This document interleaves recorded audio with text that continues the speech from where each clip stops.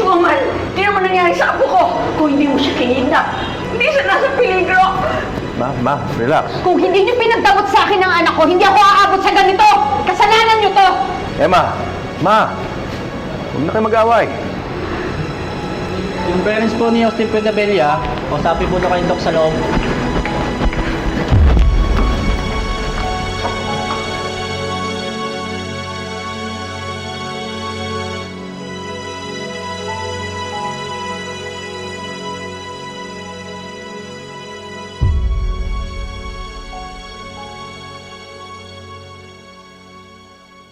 Austin is fine.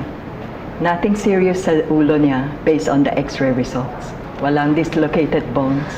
Pero he has slight swelling in his arm dahil sa sprain caused by the great impact of his fall. Thank you, Doc. You may go and visit him. Thank you.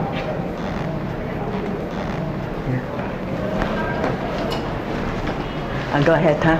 Yes, Doc. Austin, I'm so sorry. Hindi ko mapapatawad ng sarili ko kung may nangyari sa'yo. Pwede ba? Umalis ka nga dito, Emma. Kasi kapag nagising tong bata, matatakot lang sa'yo.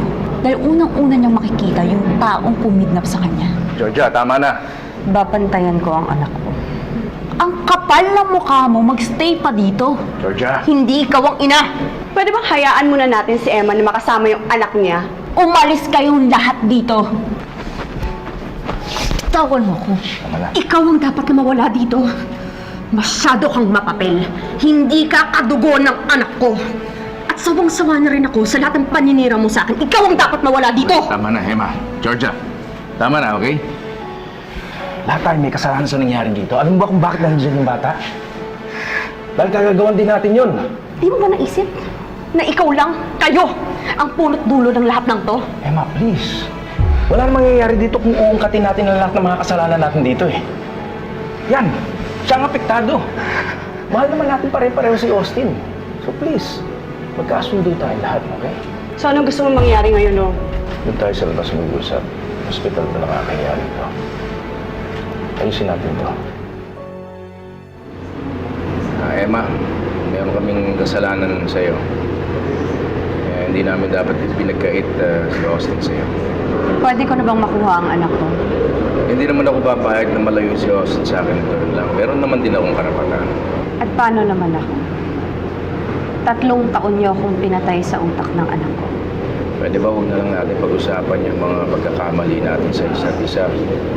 Alang-alang kay Austin. So ano gusto mong mangyari? Well, naisip ko, baka pwede tayo maging mabuting magulang sa kanya. Kami ni Georgia, kayo ni Angelo. Para hindi naman puro away ang narinig ng bata sa kanyang paligid. Okay ba yan? Okay. Pero gumawa na rin tayo ng schedule kung paano natin makakasama ang bata.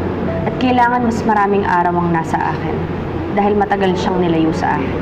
Of course, no problem. Emma, may pakikiusap ako sa'yo. Habang nasa poder mo si Austin, please, huwag mo siya itatakas, okay? Hindi ko gagawin yon. Pero siguraduhin nyo rin na hindi nyo gagawin na itakas o ilayo ang anak ko. No, of course not. Kaya tayo narito. No problem. So, okay na tayo? No, hindi pa tayo okay. Bakit? Ano pa bang kailangan mo, Emma? Maghanap ka na ng magaling na abogado. Gusto ko na mag-file ng annulment. Gusto ko nang kumawala sa pangalan mo dahil pinagsisisihan ko na pinagsalang kita.